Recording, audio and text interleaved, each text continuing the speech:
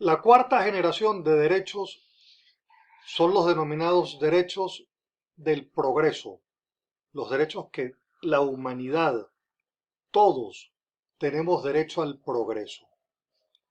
Y se supone derecho al progreso en razón al impacto de la sociedad del conocimiento en la sociedad, el impacto de las tecnologías, la evolución del pensamiento que hace que los pensamientos académicos universitarios sean obsoletos cada 7 años, ese impacto de el nuevo conocimiento que se va produciendo de forma sistemática va generando cambios en los sistemas incluso de producción, en los sistemas económicos, pero ya por ejemplo hoy hablar de derechos económicos y derechos del progreso sería hablar de derechos que son cumplidos, derechos que son amparados, que son garantizados por buenos gobiernos.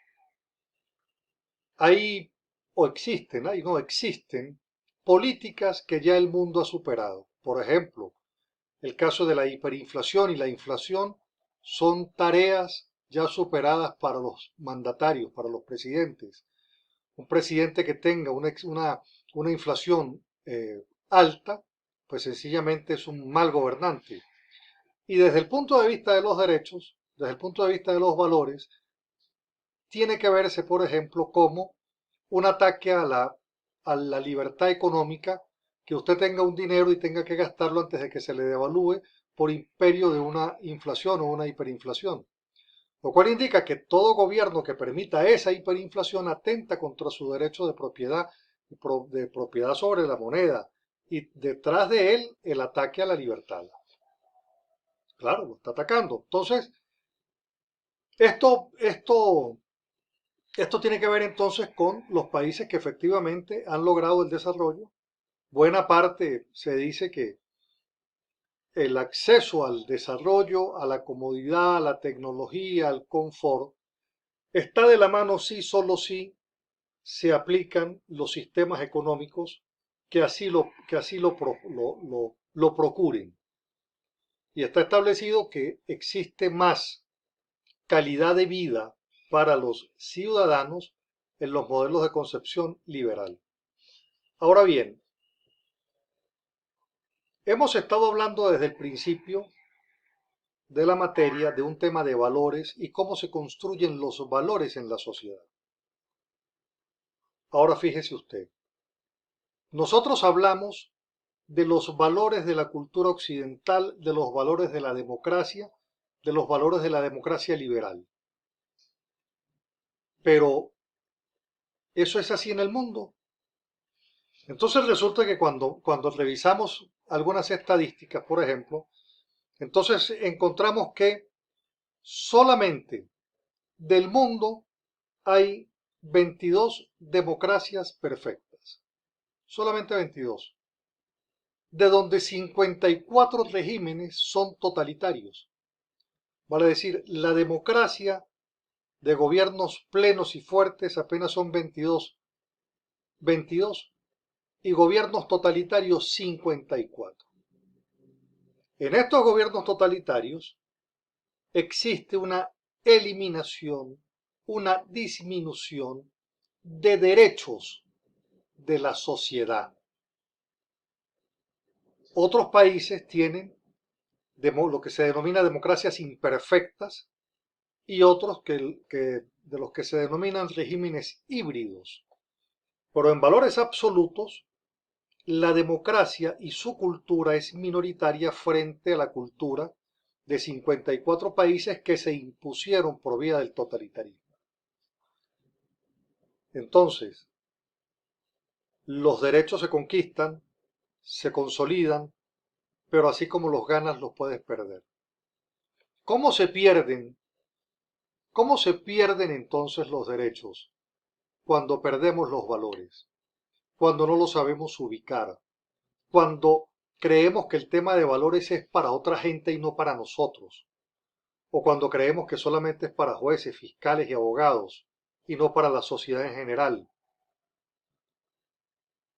Uno aprende de pequeño, y en política es fundamental, y se dice los principios no se negocian. Y cuando uno mira al vecino, a Colombia, uno dice, caramba, entraron en una cosa que se denominó justicia transicional. Y entonces resulta que sacrificaron la justicia. Con el, con el tema de la paz, le dijeron, hay que sacrificar la justicia y a esta gente hay que darle impunidad para que deje de hacer lo que hacía, que atentaba la paz de Colombia. ¿Qué sucedió? Bueno, sacrificaron la justicia por una paz que no llegó, porque no hay paz si no hay justicia. Creer que puede haber justicia estableciendo impunidad es sacrificar la paz. Y así se habla entonces, que para que algún gobierno totalitario deje de serlo, entonces hay que ofrecerle impunidad. Hay que ofrecerle impunidad. Y entonces volvemos al principio del tema de los valores. Los valores son innegociables, porque el valor es a donde se funda la sociedad.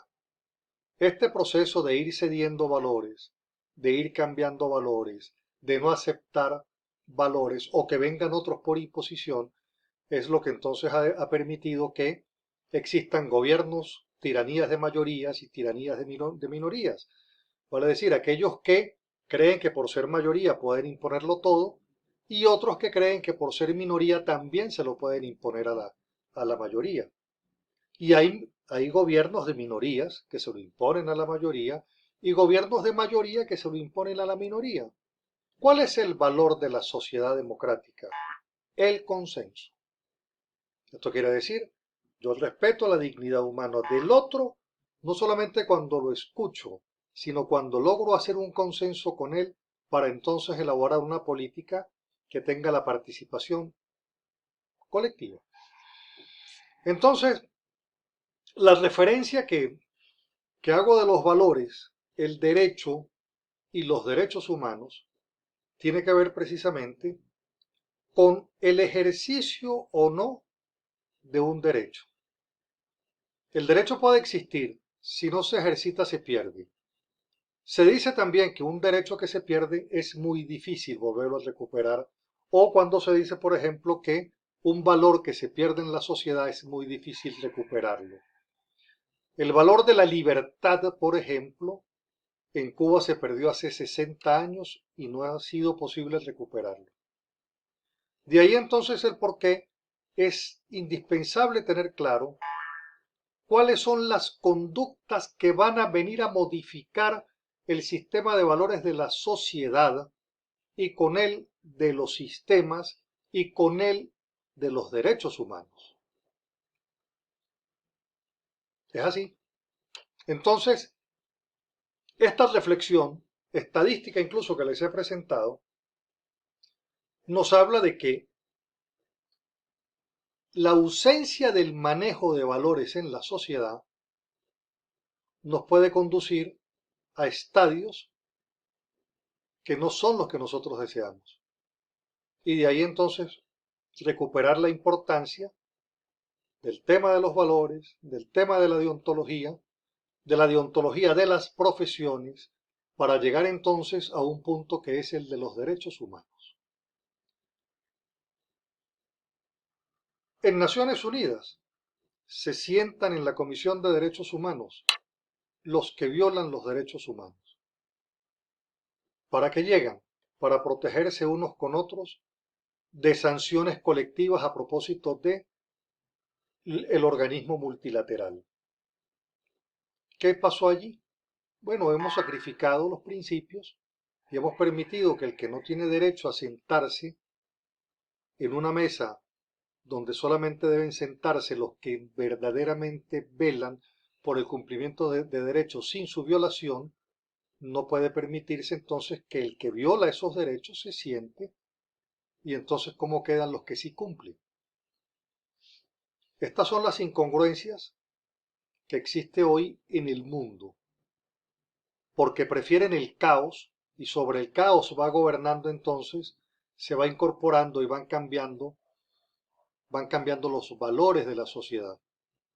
Por eso recuerdo cuando hablamos El pensamiento después se convierte en palabra, la palabra se convierte en una acción, la acción se convierte en hechos, los hechos se convierten en la cotidianidad de lo habitual, vale decir, se convierte en hábito, y el hábito se convierte en valor. Si a usted le cambian, si a usted le cambian el valor, le están cambiando el hábito, la costumbre, la forma, hasta la manera de pensar. Bueno, ese era el comentario que quería hacerles para que puedan entonces profundizar en este tema que estamos viendo hoy. Me importa mucho la reflexión que hagan en razón de que todo esto que se está haciendo aquí es parte de un nuevo conocimiento, parte de una nueva expresión que se llama la enseñanza significativa.